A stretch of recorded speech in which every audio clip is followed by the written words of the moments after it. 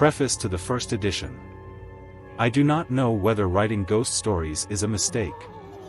Most readers will like a ghost story in which towards the end it is found that the ghost was really a cat or a dog or a mischievous boy.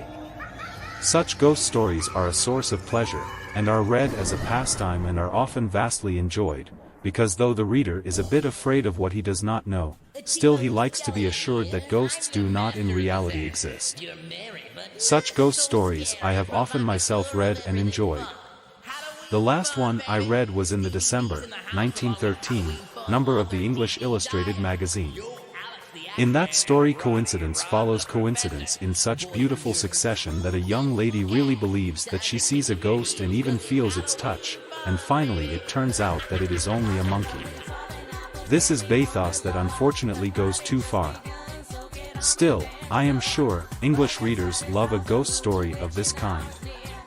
It, however, cannot be denied that particular incidents do sometimes happen in such a way that they take our breath away. Here is something to the point.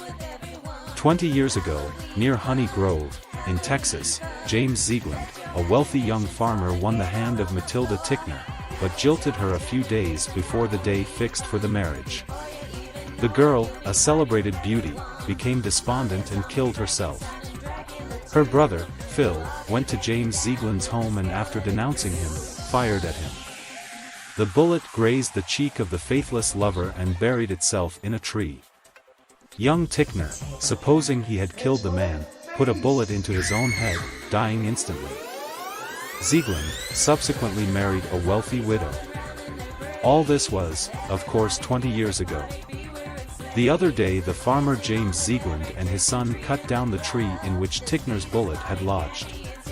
The tree proved too tough for splitting and so a small charge of dynamite was used. The explosion discharged the long-forgotten bullet with great force, it pierced Ziegland's head and he fell mortally wounded.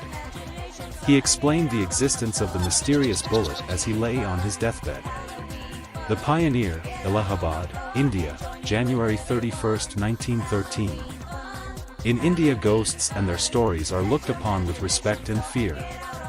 I have heard all sorts of ghost stories from my nurse and my father's coachman, Abdullah, who used to be my constant companion in my childhood, dear friend, who is no more, as well as from my friends who are judges and magistrates and other responsible servants of government, and in 2 cases from judges of Indian high courts.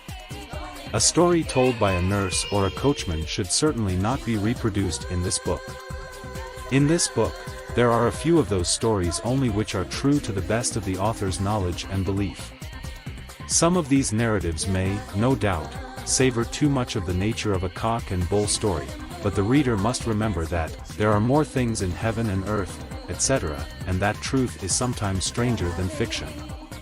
The author is responsible for the arrangement of the stories in this volume. Probably they could have been better arranged, but a little thought will make it clear why this particular sequence has been selected.